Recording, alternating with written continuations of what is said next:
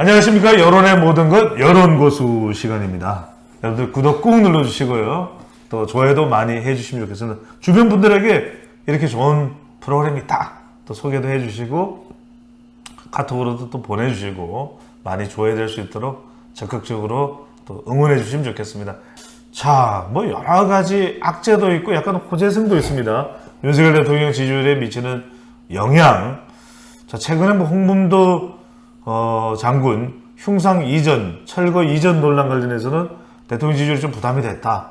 한편으로는 김만배 또 신앙님 허위 인터뷰 의혹은 지금 대통령에게 또 국민의힘에 오히려 또 호재가 아니냐 이런 얘기도 나옵니다. 대통령의 지지율 지금 또 해외 순방 방송을 들으실 때쯤이면 윤석열 대통령 인도네시아와 인도를 돌아서 귀국을 했을 때쯤이 될 텐데 자 앞으로 대통령 지지율의 갈림길 오를까요?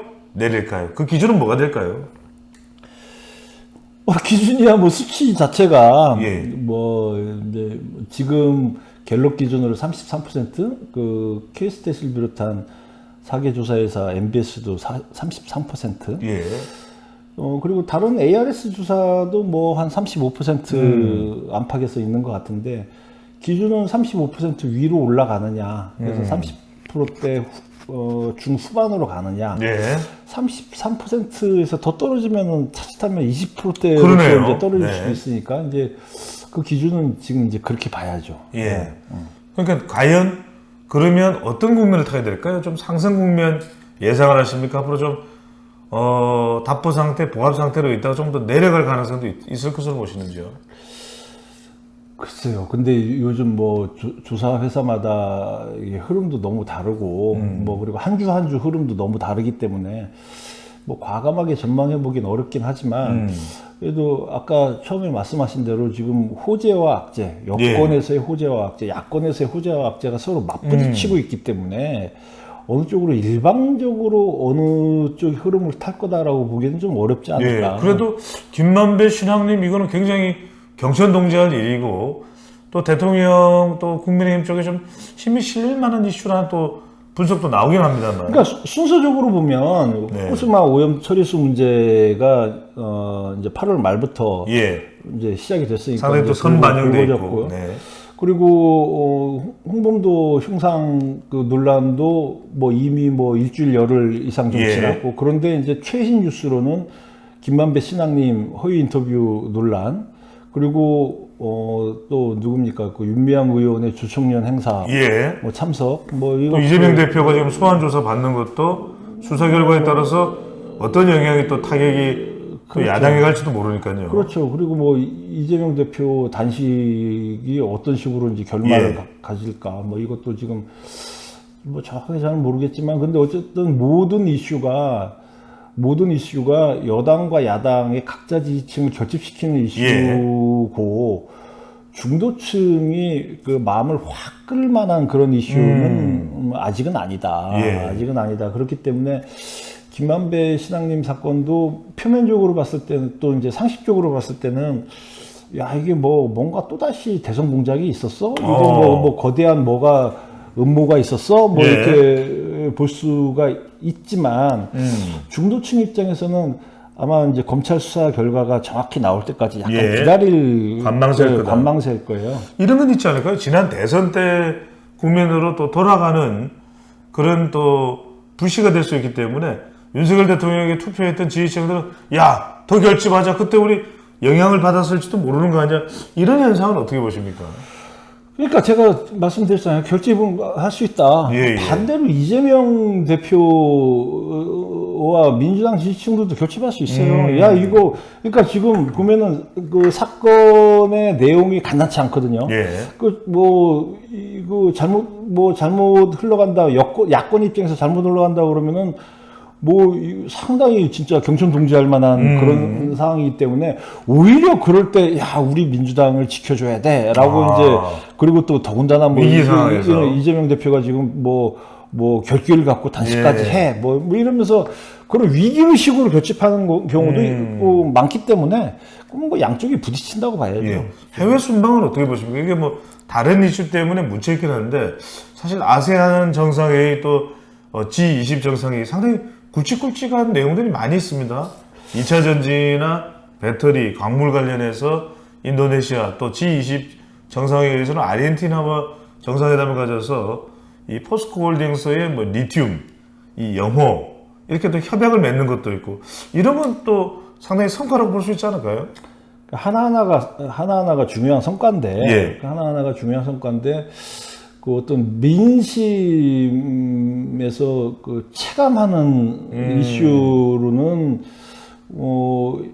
약간 좀, 이 거리가 좀 있을 수가 있다. 아하. 이거 자체가 어떤, 뭐, 사실 외교 문제나 뭐 이런, 특히 이제 외교 문제는 그렇지 않습니까? 예. 사실 잘하는 게 본전이에요. 잘하는 게 본전인데 지금 특히 이제 윤 대통령 그 집권 이후에는 순방 나갔을 때 해외 나갔을 때 뭔가가 일이 생기는 뭐 안 좋은 일 뭐 사실 약간 언론 보도에서 뭐 순방 징커스 뭐 그런 얘기가 많이 나왔잖아요. 예. 뭐 바이든이냐 날리면이냐 뭐 하여튼 약간 그 쓸데없는 논란들이 계속 있어 왔단 예. 말이에요. 그래서 오히려 순방 효과가 아니라 순방 역효과가 많았는데 지금 그런 게 없으면은 본전이다. 없으면 본전이다. 그러니까 지금으로 봤을 때는 뭐 그런 거는 이제 많이 세련돼진 것 같고 네. 또 뭐 외교에서 이제 우리나라가 나갈 방향에 대한 분류를 뭐 찾아가는 건 맞는데. 네네.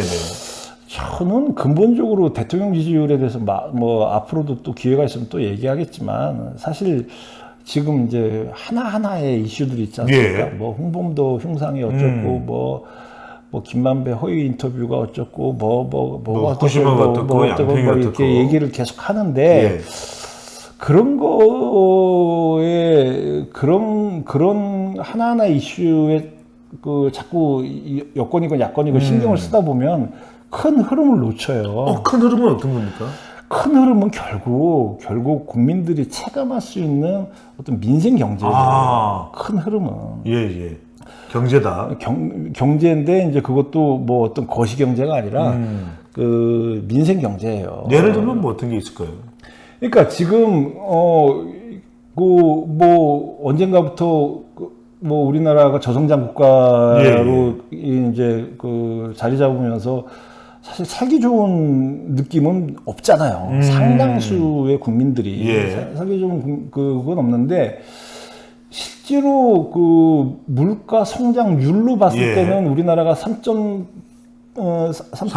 뭐 3%대죠. 근데 지금 미국이나 유럽 같은 경우에 뭐 높았을 때는 5%, 6%, 7%까지 갔다가 뭐 지금 약간 지금 뭐 2%대. 다시 이제 미국도, 그 진정되고 있지만 그거에 봤을 때는 우리나라가 굉장히 물가 상승에 대해서는 굉장히 선방한 나라란 말이죠. 선방한 나라인데 그럼에도 불구하고 성장률은 뭐 이창용 한국은행 총재도 얘기했지만 1%대다. 그럼 작년에 의해서 올해도 1%대다 그러면은 그 6.25 전쟁 이후에 이런 식으로 연속으로 1%대인 적은 없었단 말이죠. 그리고 이제 내년도 썩 좋지는 않습니다. 전망치가요. 뭐 내년 전망치도 그렇지만 어쨌든 그런 면에서 이 그 물가와 고용과 또 이제 뭐 부동산과 이런 부분에서 좀 체감하는 쪽으로 체감하는 국민이 쪽으로 느낄 수 있는 국민이 느낄 수 있는 쪽으로 이게 이제 민생 경제가 일단은 돌아가야 되는 것도 있고